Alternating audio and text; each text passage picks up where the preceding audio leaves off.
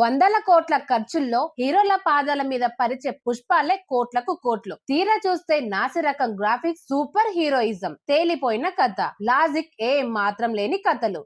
హరిహర వీరమల్లు అంతిమంగా ఎన్ని నష్టాలు తలెత్తాయో లెక్కలు వేసుకుంటున్నారు బయర్లు. తలల మీద ఎర్ర తువ్వాలు కప్పుకొని మరి నవ్వు పుట్టించేంత నాసిరకంగా ఉన్న గ్రాఫిక్స్ మార్చి ఇంకేవో మార్పులు చేసిన జనం చాలు పొమ్మన్నారు. చివరకు ఫ్యాన్స్ కు కూడా నీరసం తెప్పించింది ఈ సినిమా. చానాల తరువాత విజయ్ దేవరకొండ వచ్చాడు. హిట్టు కొట్టినాం అని సంబరాలు చేసుకున్నారు. కాస్త పాజిటివ్ టాకే వచ్చింది. పేరు కింగ్డమ్, కానీ ఏం జరిగింది? 80 కోట్ల దగ్గర ఆగిపోయి నష్టాలు తెచ్చిపెట్టింది. Hrithik Roshan, junior NTR multi starrer మీద బోలెడు పాన్ ఇండియా ఆశలు పెట్టుకున్నారు. ఒక్కడైతే మరి 1000 కోట్లు పక్క వసూలు అన్నాడు. పెట్టిన ఖర్చు కూడా రాలేదు. ఇక రజనీకాంత్ గారి కూలి గురించి చెప్పక్కర్లేదు. ఎక్కువ రేట్లకు టికెట్లను అమ్మారు. 400 కోట్లు ఏం ఖర్చు పెట్టారో ఎవ్వరికీ అర్థం కాదు. అదే రజనీకాంత్ మేనరిజం. దానికి కాస్త లాజిక్ నెస్ విలన్. ఎంతసేపు గ్యాంగ్స్టర్లు, స్మగ్లింగ్ నెట్వర్క్లు, వాటి నడుమ ఫైట్లు, తలతోకలేని స్టోరీ. కన్నప్ప కథ చూసాం కదా. మొదట్లో కాస్త పాజిటివ్ టాకే వచ్చింది. తీరా చూస్తే